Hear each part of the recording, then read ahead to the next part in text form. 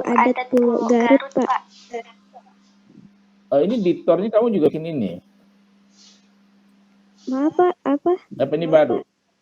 Tornya juga soal ini? Yang sebelumnya Apa itu kamu ubah?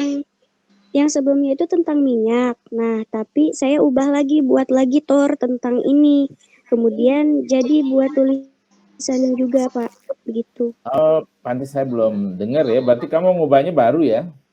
Iya, tornya itu saya buat pekan lalu, Pak. Oh, cuma kemarin nggak bagian dipisah. Iya, nggak kebagian. Ini judulnya Masyarakat Adat Kampung. Ini judul nih. Udah kelihatan kan sekarang? Iya, sudah kelihatan, Pak. Ini tor kelihatan nggak? Bukan. Maaf, Pak, saya putus-putus suaranya. Apakah yang lain juga mengalami suaranya putus-putus?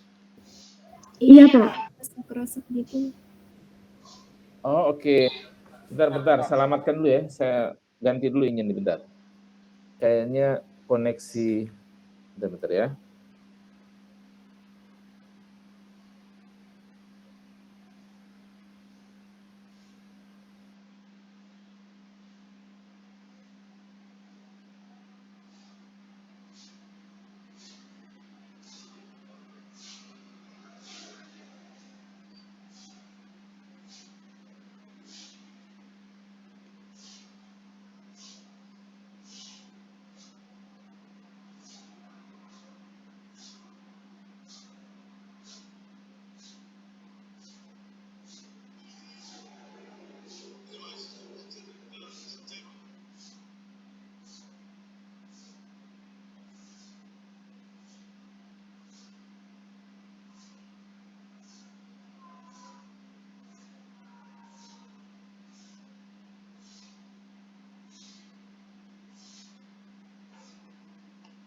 Sekarang masih putus-putus nggak suara saya?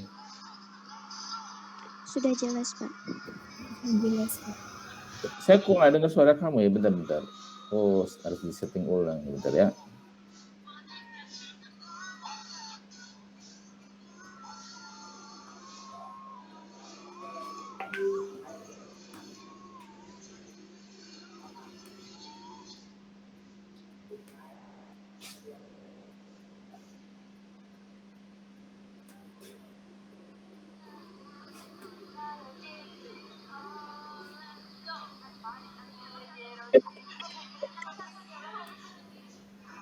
Sekarang masih putus-putus nggak suara saya?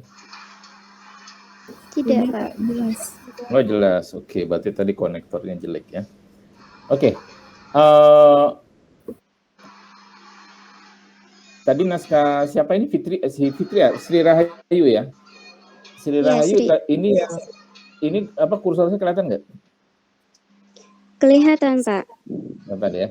Ini yang kursor saya ada di Masyarakat Adat Kampung Pulo Pertahanan Warisan Leluhur di era globalisasi. Itu judulnya kan? Iya, Pak, judulnya. Nah, kalau gitu saya bertanya dulu ya sebelum ngedit. Kita kan berkali-kali itu di kelas saya bilang bahwa kita membuat berita ya. Membuat berita itu artinya ada peristiwa ya. Ada fakta peristiwa atau fakta pendapat yang baru gitu ya. Nah, dalam hal ini ya, apa fakta terbarunya? Mengapa kamu menulis ini? Karena kamu ganti topik kan ya. Jadi perlu saya tanya lagi nih. Iya. Peristiwa fakta barunya itu ada kebiasaan atau tradisi yang tiap akhir bulan itu selalu diselenggarakan, yaitu pengajian bersama. Itu khusus masyarakat adat Kampung Pulo, Pak, yang 6 kepala keluarga itu. Tapi selama bulan Ramadan itu tidak diselenggarakan dan akan diselenggarakan kembali itu Syawal, Pak. Begitu. Jadi saya ambil ini. Pertemuan apa itu setiap bulan? Awal bulan, akhir bulan? Akhir bulan. Jadi pengajiannya ini itu sebagai bentuk silaturahmi untuk mempererat tali silaturahmi antar anggota masyarakat di sana, Pak. Kemudian itu juga seringkali mengundang tokoh-tokoh agama dari luar, di luar Kampung Pulo begitu, untuk mengisi jadi pemateri di sana membahas tentang agama gitu, terutama agama Islam ya. Nah, menurut kamu apa yang menarik? Jadi kita cari news value-nya ya di berita ini. Apa yang menarik tentang pertemuan setiap bulan di Kampung Pulo itu sehingga kamu jadikan berita? Kalau pengajian di mana-mana kan banyak yang rutin ya. Misalnya majelis, ini kan semacam majelis taklim ya. Iya, Sri. Jadi tuh Pak, acara masyarakat di sana aja begitu. Saya tuh nanyain ke Pak Wawan Kulnaidin. Beliau itu selaku kepala UPTD di Garut. Nah, Apa itu kata UPTD? UPTD itu apa? unit pelaksana wisata alam di Candi Cangkuang di Garut, Pak. Nah, saya itu nanya akan ada acara apa nih beberapa waktu ke depan, begitu. Kemudian bapaknya bilang akan ada acara pengajian itu. Makanya saya ngambil yang itu. Terus nanya juga di pengajian itu tuh diisi acaranya apa aja, kemudian siapa yang memandu acara tersebut. Nah, katanya yang memandu Kuncen di sana, leluhur Kampung Pulonya. Kampung Pulo ini apa namanya, desa atau apa? Itu kampung adat yang ada di Desa Cangkuang, Kecamatan Leles, Pak. Di Kampung mana adat itu? Di Garut. Cangkuang. Oh, Garut. Iya, Maksud saya gini, kan banyak ya pengajian, kamu tinggal di mana? di Bandung. Di Bandung. Saat ini di Bandung. Iya, di Bandung. Kamu tahu nggak bahwa pengajian itu banyak sekali di mana-mana ya, di setiap daerah. Di tempat saya juga ada ini. Setiap bulan dia ngaji pengajian gitu, ngundang ustadz. Kemudian pas puasa ini mereka stop dulu ya karena puasa. Nanti dilanjutkan lagi setelah Syawal ya, setelah Lebaran gitu. Nah, apa keunikannya sehingga kamu mengusulkan apa news value? Kamu mengerti kan kalau misalnya kita menulis berita itu harus ada news value-nya kan ya? News value itu, kamu tahu kan news value ya? Tahu, Pak, cuma saya masih bingung tentang ini, Pak. Ya, jadi gini, kamu harus menemukan ya hal yang menarik dari cerita ini ya. Yang menarik itu adalah hal yang baru itu selalu menarik ya. Tapi kebaruan saja itu tidak cukup ya. Yang kedua, yang unik ya. Unik itu artinya cuma di desa ini doang misalnya orang ngaji gitu ya. Nah, itu unik ya. Atau yang kontroversial ya. Misalnya dia ngajinya nggak di masjid, nggak di rumah, tapi di lapangan terbuka, dekat gunung, atau di sawah, atau apa gitu. Misalnya aja gitu ya, tapi nggak mesti begitu. Yang keempat, misalnya penuh pertentangan ya. Pertentangan itu misalnya dia membahas yang pro kontra, atau radikal, atau apa gitu ya. Atau bahkan sufi ya. Sama sufi. Padahal dia ada di desa, dia ngajarin tarekat gitu ya, tarekat khusus ya. Atau kalau nggak pertentangan dia kolosal magnitude, banyak sekali pengikutnya ya, sehingga seluruh orang desa itu ikut semua, nggak ada yang enggak gitu, dalam setiap pengajian ya. Pokoknya banyak banget yang ikut gitu. Atau yang lain misalnya ada tokohan ya, jadi yang datang itu tokoh masyarakat semua datang, kemudian ada tokoh nasional, atau ada selebriti yang selalu diundang gitu ya. Terus news value itu ekstrim misalnya. Ekstrim itu dalam jumlah banyak ya. Orangnya banyak sekali itu namanya ekstrim. Ekstrim dalam hal jumlah ya. Begitu. Nah, kalau yang ini masyarakat Kampung Pulo pertahankan warisan leluhur itu apanya nih yang news value-nya? Apakah dia luar biasa? Apakah dia unik? Apakah dia kontroversial? Apakah ekstrim? Apanya yang menarik menurut kamu? Kan tadi kata Bapak semua, misalkan semua masyarakat adat Kampung Pulo itu hadir ya dalam jumlah yang banyak. Tapi masalahnya di sana itu cuma ada 6 rumah dan 6 kepala keluarga. Jadi yang hadir itu ya cuma 26 Oh, orang begitu Pak, tidak terlalu banyak seperti misalkan di mana gitu. oh Itu begitu. yang Mereka tuh cuma 6 keluarga di sini. iya 6 kepala keluarga gitu. Kalau misalkan nih misalkan punya anak. Nah, anaknya itu Mm-mm. nikah. Nah, itu Mm-mm. nanti langsung keluar dari Kampung Pulo. Kalau misalkan orang tuanya meninggal, baru itu rumah diisi lagi. Begitu, Pak. Dan di sana itu cuman ada eh iya 6 rumah itu sama satu surau. Dari dulu sampai sekarang seperti itu, Oh, Pak. itu lebih menarik kamu ceritakan ya. Jangan Sudah pengajiannya. diceritakan, Pak. Iya, jadi jangan apa, oke oke, saya paham sekarang. Itu memang bagian yang menarik ya. Udah berapa lama itu tradisi itu berlangsung? Belum ditanyain lagi, Pak. Soalnya si Bapak kan saya itu kalau ke Pawawan itu lewat Mm-mm. WhatsApp ya. Nah, si bapaknya Mm-mm. itu sibuk kalau misalkan siang itu bekerja. Kalau Mm-mm. kalau malam itu saya kurang enak kalau untuk bertanyanya begitu, Pak. Oh gitu. Ya, kamu harus carikan waktu. Sekarang kita bahas saja ini dulu ya. Jadi angle-nya adalah sebenarnya ada desa yang eksklusif kan artinya ini ya. Cuma 6 isinya kan.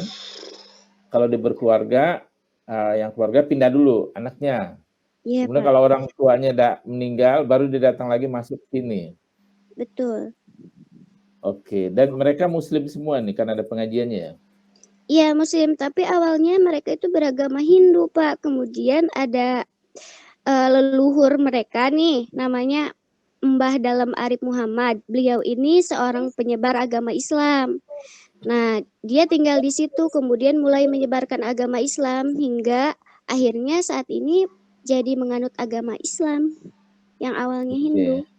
Dan kenapa 6 aja? 6, 6 keluarga yang boleh di desa ini? Nah, itu sebagai simbol dari jumlah anak-anak Eyang Mbah Dalem Arif Muhammad tadi, sang penyebar agama Islam di sana.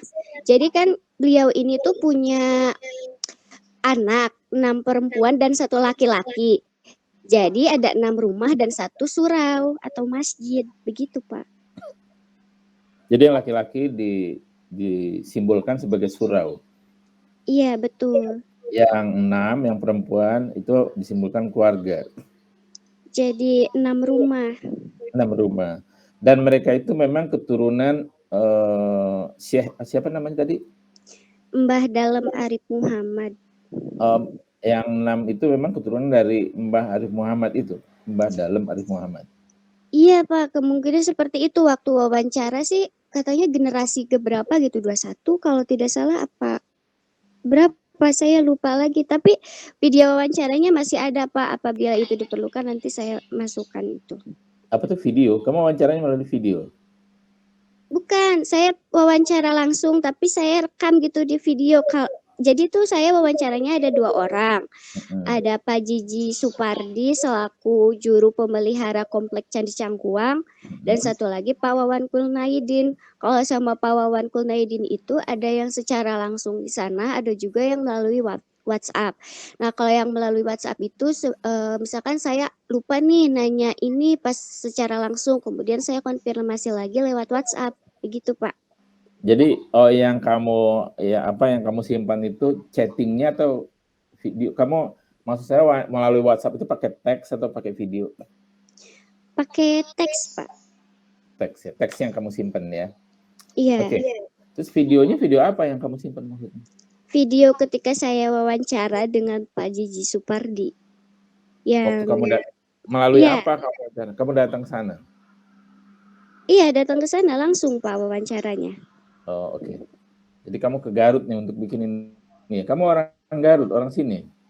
Saya orang Bandung, tapi wilayahnya itu berbatasan dengan Garut. Saya di Nagreg, Pak. Oke, dan ada hubungan keluarga kamu dengan ini enggak, dengan orang-orang di Candi Cangkuang ini? Oh, tidak ada, Pak. Cuman tempat ini tuh lumayan terkenal ya di sini karena di satu-satunya candi itu yang ada di Garut cuman di sana. Oke, jadi keluarga ini dalam komplek candi ini ya, yang 6 rumah itu? Iya. Oke, sekarang saya mulai paham ya, itu memang menarik, unik ya. Udah pernah ditulis belum di media? Sebetulnya itu sudah pernah saya tulis di Kumparan, Pak. Cuman cara penulisannya beda. Kalau misalkan yang saya tulis di Kumparan itu lebih menceritakan saya berkunjung ke sana. Jadi bentuknya picture, tapi kalau ini itu kan tidak ada kata saya yang Ya, menceritakan gitu. nggak ada. Oh, betul. Oke, saya baca, nanti saya sarankan editingnya gimana ya? Atau kita Baik, ngedit di Pak. sini, saya lihat dulu ya. Jadi saya aja yang baca ya, biar saya lebih ini. Masyarakat adat Kampung Pulo pertahankan warisan leluhur di era globalisasi. Ini judulnya jelas nggak bisa ya buat majalah ya. Nanti kita ganti ya. Baik, Pak. Kenapa nggak bisa? Ini judul paper ya. Ini judul paper atau judul surat kabar, judul online boleh, cuma nggak ada ininya ya, apa namanya, terlalu panjang juga ya, buat sebuah judul di majalah atau di online pun saya kira terlalu panjang. Oke. Kampung Adat Pulo Garut. Ini apa kok ada dokumentasi pribadi? Itu fotonya yang atas, Pak. Jadi Oh, misalkan foto, terus saya kasih keterangan itu hasil dokumentasi pribadi, begitu. ya. Iya, tapi fotonya malah loncat ke atas. Iya, tadi saya enter judulnya ada di halaman judul, jadi saya enter malah diturun ya. Oke. Era globalisasi banyak mendatangkan hal-hal yang bersifat modern, akan tetapi masih ada kelompok masyarakat yang mampu mempertahankan adat istiadat leluhurnya. Mereka disebut masyarakat adat. Masyarakat adat ini memiliki aturan dan gaya hidup yang berbeda dengan masyarakat pada umumnya. Salah satu kampung adat yang masih menjaga tradisi dan adat istiadat leluhurnya adalah Kampung Adat Pulo, Desa Cangkuang, Kecamatan Leles, Kabupaten Garut, Jawa Barat. Setelah kabupaten itu apa? Jawa provinsi. Provinsi. Setelah kabupaten provinsi Jawa Barat berarti ini ya. Biar lebih lengkap ininya. Jadi orang yang nggak tahu Kabupaten Garut itu di mana ini gitu. Kalau dikasih Jawa Barat nggak tahu. Nggak semua orang tahu bahwa Garut itu di Jawa Barat. Oke. Kampung Pulo berada di sebuah pulau kecil. Untuk menuju ke sana harus menyeberangi situ selama seluas 16 hektar menggunakan rakit sebagai moda transportasi yang telah disediakan oleh masyarakat setempat. Jadi Kampung Pulo itu dia pulau kecil. Iya, Pak, ada di sebuah pulau kecil gitu. Kemudian kalau ke sana tuh harus naik rakit dulu. Tapi di sana udah ada masyarakat yang menyediakan jasa itu, Pak. Masih pulau kecil itu adalah daratan di tengah danau. Iya, betul, Pak. Kayak Pulau Samosir gitu ya? Iya. Oke, seluas 16 hektar. Sebenarnya sih kecil ya, 16 hektar ya. UI aja itu 400 hektar. Ya, Pak. Kampung Pulo berada di sebuah pulau kecil. Untuk menuju ke sana harus menyeberangi situ seluas 16 hektar menggunakan rakit sebagai moda transportasi yang telah disediakan oleh masyarakat setempat. Kampung Pulo menjadi tempat wisata alam dan budaya karena di sana terdapat sebuah candi Hindu dan museum situs. Museum situs itu maksudnya apa ya? Itu isinya itu ada jejak-jejak peninggalan agama Islam, penyebaran agama Islam di sana yang seperti Al-Quran yang ditulis dari tinta hitam, ketan hitam yang gitu-gitu, Pak. Terus Tulis misalkan tangan kan, berarti ya? iya kan Ukurannya di situ ada candi Hindu ya. Nah itu di Hmm. sana itu ada misalkan proses pemugaran Candi Cangkuang, terus juga Enggak, maksud saya bebatuan. namanya memang museum situs. Iya, dinamainya memang museum situs, Pak. Nah, kalau nama itu kamu pakai huruf besar ininya ya. Oh iya. Ya. Namanya Museum Situs kan ya? Iya, betul. Jadi orang tahu bahwa Museum Situs adalah nama ya, yang isinya berupa jejak peninggalan penyebaran agama Islam di Garut. Juru pemelihara kompleks Candi Cangkuang, Gigi Supardi mengatakan, dahulu masyarakat Kampung Pulo menganut agama Hindu, namun setelah Mbah Dalem Arif Muhammad, leluhur Kampung Pulo menjejaki wilayah ini beralih ke agama Islam. Ini terjadi disebabkan oleh pasukan Mbah Dalem Arif Muhammad yang terpaksa mundur saat melawan penjajah Belanda. Karena merasa kecewa sekaligus malu oleh Sultan Agung, Mbah Dalem Arif Muhammad pun tidak kembali ke Mataram. Ini kan kalau ke Mataram itu ya, itu kan belum penjajahan Belanda ya. Tapi dijelasinnya begitu, Pak. Tahunnya ada nggak di sini? Kapan tuh Mbah Dalem Arif itu pulang ke pulau ini, Kampung Pulo ini, atau dulu masa kampung menganut agama Hindu, kapan dia beralihnya? Kira-kira aja, nggak mesti tahun pasti, misalnya tahun 1800-an, 1700 atau 1500 gitu. Sebabnya nggak matching ya antara tidak kembali ke Mataram. Mataram ini kan ini ya ibu kotanya Majapahit, zaman Majapahit kan ya, iya nggak? Iya. Iya, Pak. Sedangkan Belanda itu kan masuk ke Indonesia tahun berapa tuh? 300 tahun sebelum 1700-an ya. Dan dia ya oke, nanti kamu ini aja, kamu riset dikit lah ya, kapan misalnya pasti di internet ada nih ya. Kalau kita Iya, baik, searching nama Mbah Dalem Arif Muhammad ini ada nggak di internet? Ada nggak? Sri? Saya nggak bisa searching, Pak. Kalau searching nanti keluar dari Google Meet kan jaringannya kurang bagus. Bukan sekarang maksud saya. Oh, Kamu maksud tahunnya ya? Iya. Jadi Belum gini, ini, Pak. kita kan kalau buat naskah itu harus lengkap ya, dan ada penjelasan misalnya gini, zaman Mataram ya, sama dia melawan penjajahan itu kan jauh tuh ya. Kalau nggak salah itu, kalau Belanda itu masuk di zaman Mataram nggak sih? Saya juga nggak ngerti sejarah ya. Tapi Belum, Pak. Belum zaman Mataram. Tapi feeling saya kalau berkaitan dengan Sultan Agung itu adanya di Kesultanan Banten. Kalau pas zaman Belanda. Nah ini Mataram itu bukannya Majapahit? Iya, tapi Belanda belum masuk. Tapi kalau masa Islam, Kesultanan Banten itu Belanda udah masuk, Pak. Oke, jadi kira-kira masa-masa itu ya. Nanti kita Iya, perjelas ya. nah. Dan nama Sultan Agung itu namanya kan Bapak tahu Universitas Sultan Agung Tirtayasa itu diambil dari nama Sultan di Banten. Berarti bisa ada ke sana gitu, bisa kemungkinan.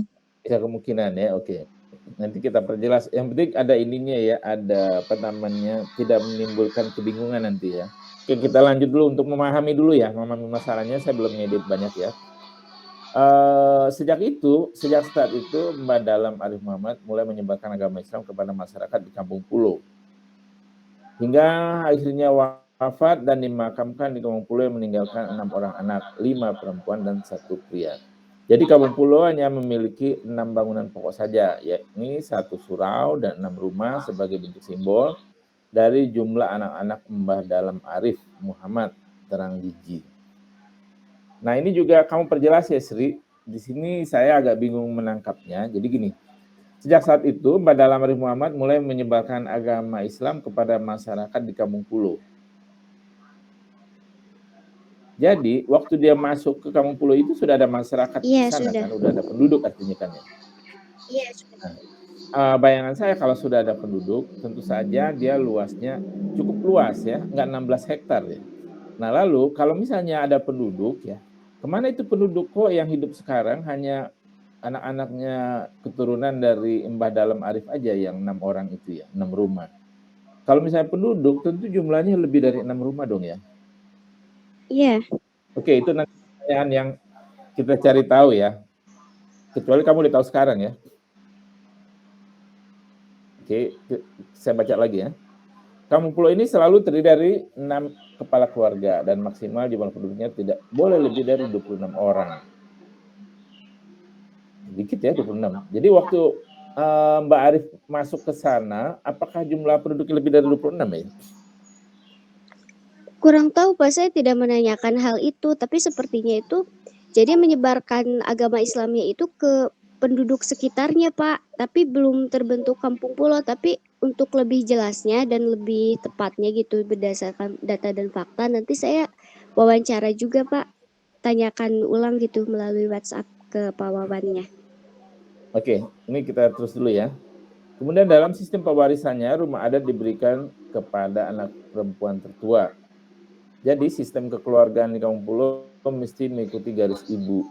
Wah, ini materialnya batu cuma satu ini di Jawa ya. Yang begini kan biasanya cuma di Sumatera ya. Di Minangkabau sama Yahudi ya. Berarti ada 3 ini menarik ini ya. Minimal bagi saya yang baru tahu ya. Jika ada anak laki-laki yang telah menikah dan pernikahannya sudah menginjak waktu 2 minggu, anak laki-laki itu harus keluar dari kampung pulau. Gigi juga mengatakan mata pencarian masyarakat ada kampung pulau adalah bertani dan berjualan di sekitar situ Cangkuang, yang kini menjadi destinasi wisata alam dan budaya. Jadi para wisatawan boleh masuk ke kampung itu ya, yang 16 hektar itu? Iya boleh Pak. Yang 16 hektar itu situnya Pak, bukan kampungnya. Jadi itu beda. Yang luas 16 hektar itu yang airnya, yang danau itu. Situnya, oke. Jadi sebenarnya pulaunya lebih besar dari itu atau bagaimana? Tidak tahu Pak, cuman maksudnya luasnya itu kurang tahu saya. Oke. Menurut UPTD Wisata Alam dan Budaya Candi Situ Cangkuang, bacanya sih Cangkuang ya? Cangkuang. Wawan Kulnaidin mengatakan, di kampung pulau ada beberapa tradisi yang rutin diselenggarakan. Salah satunya ini pengajian yang dilaksanakan setiap akhir bulan oleh masyarakat adat kampung pulau. Kegiatan khusus masyarakat kampung pulau ini dipandu oleh sesepuh kampung adat di sana. Terkadang juga mengundang tokoh-tokoh agama dari luar wilayah kampung pulau untuk memberikan ceramah keagamaan khusus mengenai agama Islam. Acara pengajian tersebut diadakan sebagai ajang untuk silaturahmi dan mempererat hubungan antar masyarakat. Namun saat pengajian ini tidak dilaksanakan sementara waktu selama bulan Ramadan, kembali akan dilaksanakan setelah bulan Syawal. Mungkin bukan setelah bulan Syawal kali ya, pada bulan Syawal ya. Kalau setelah bulan Syawal, bulan Rajab kali ya. Setelah Syawal itu apa? Setelah Ramadan maksud kamu? Iya maksudnya itu. Nah, kalau setelah bulan Syawal kan bulan berikutnya ya. Sebetulnya ada banyak tradisi dan aturan di kampung adat ini yang masih ditati hingga saat ini. Aturan tersebut dipajang bak papan pengumuman di dekat pintu gapura, pintu masuk ke kampung pulau. Di Supardi menjelaskan secara runtut apa saja yang menjadi aturan di sana beserta alasannya. Beberapa aturannya adalah dilarang bekerja dan berziarah pada hari Rabu. Gigi menjelaskan alasannya, yakni hari Rabu adalah hari pilihan untuk mempelajari sekaligus memperdalam pengetahuan agama. Selain itu, seluruh anggota masyarakat juga dilarang bekerja serta diharuskan berziarah ke makam Mbah Dalam Arif Muhammad pada hari Rabu itu ya. Iya Pak. Hal lain yang menjadi larangan di kampung pulau adalah tidak boleh menambah atau mengurangi